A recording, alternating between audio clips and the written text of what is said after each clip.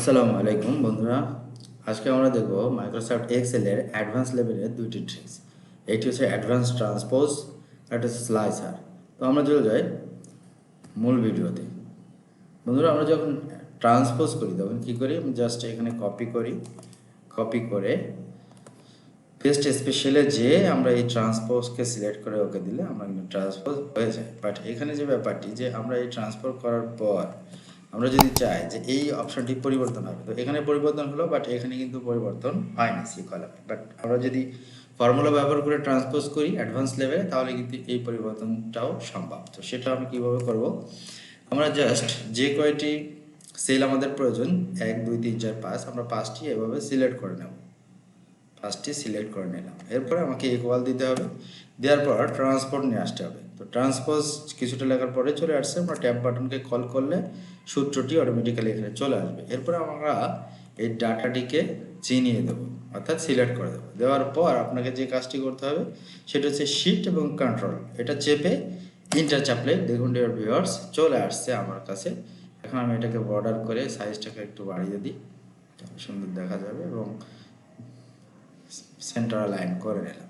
এখন দেখুন এইখানে আমি যদি 200 লিখি তাহলে এখানে 200 চলে আসছে। এখানে যদি আমি 300 লিখি তাহলে এটাও এখানে 300 চলে আসছে। এইভাবে কিন্তু আমি যত পরিবর্তন করব এই ডাটাটিতেও তত পরিবর্তন হবে। বন্ধুরা, এটা ছিল অ্যাডভান্স লেভেলের ট্রান্সপোজ ট্রিক্স নাম্বার 1। এখন আমরা দেখব আরেকটি ট্রিক্স।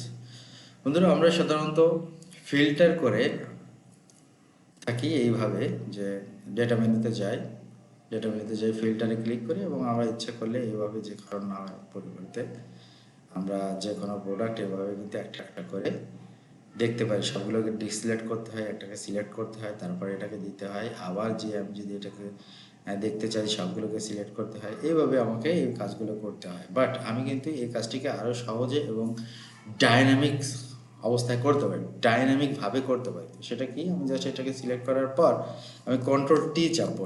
চাপলে আমার এখানে ক্রিয়েট টেবিল চলে আসবে। এই যে যদি মাই টেবিল হ্যাজ এ হেডারের টিক না থাকে তো আপনাকে টিক দিয়ে রাখতে হবে। অটোমেটিক্যালি করলে সাধারণত টিক অবস্থায় আসে। তো এটা আমি ওকে দিলাম। ওকে দেওয়ার পর আপনাকে এই টেবিলটা অ্যাডভান্স লেভেলের একটি টেবিল চলে আসলো। আপনি ইচ্ছা করলে এর প্যাটার্ন পরিবর্তন করতে পারেন। এখন আপনাকে পুনরায় যেতে হবে ইনসার্টে যাওয়ার পর দেখুন এই যে আমার একটি অপশান আছে স্লাইসার। তো স্লাইসে ক্লিক করার পর এই যে হেডারে যে অপশানগুলো ছিল সবগুলো কিন্তু চলে আসছে। এখন আমি চাই যে আমি ফিল্টার করতে চাই এরিয়া নেম, প্রোডাক্ট নেম এবং মান্থ নেম অনুযায়ী, বা প্রোডাক্ট নেম অনুযায়ী এবং এরিয়া নেম অনুযায়ী, দুইটা অনুযায়ী আমি ফিল্টার করতে চাই।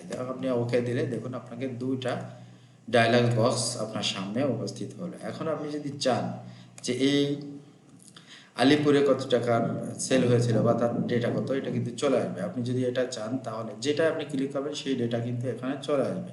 এখন আপনি চাচ্ছেন যে না এই ফিল্টারটা আমি করবো না, এই যে ক্রসিং আছে এখানে ক্রস দিয়ে কেটে দিলে আবার পুনরায় চলে যাবে। এখন আমি চাচ্ছেন এ প্রোডাক্ট এর ফিল্টার করবো, তো এতে ক্লিক করার সাথে এ যাবতীয় যে ডেটাটি আছে সেটা চলে যাবে। আবার যদি ডি চান তো ডি চলে আসবে, বি চাইলে বি চলে আসবে। বন্ধুরা, আশা করি ভিডিওটি আপনাদের অবশ্যই ভালো লেগেছে। যদি ভালো লেগে থাকে তাহলে প্লিজ আমার চ্যানেলটি সাবস্ক্রাইব করে দিন, পাশে থাকা বেল আইকনটি বাজিয়ে দিন, যাতে এই চ্যানেলে প্রকাশিত সকল ভিডিওর আপডেট পান আপনি সবার প্রথম। Thank you very much for watching my video.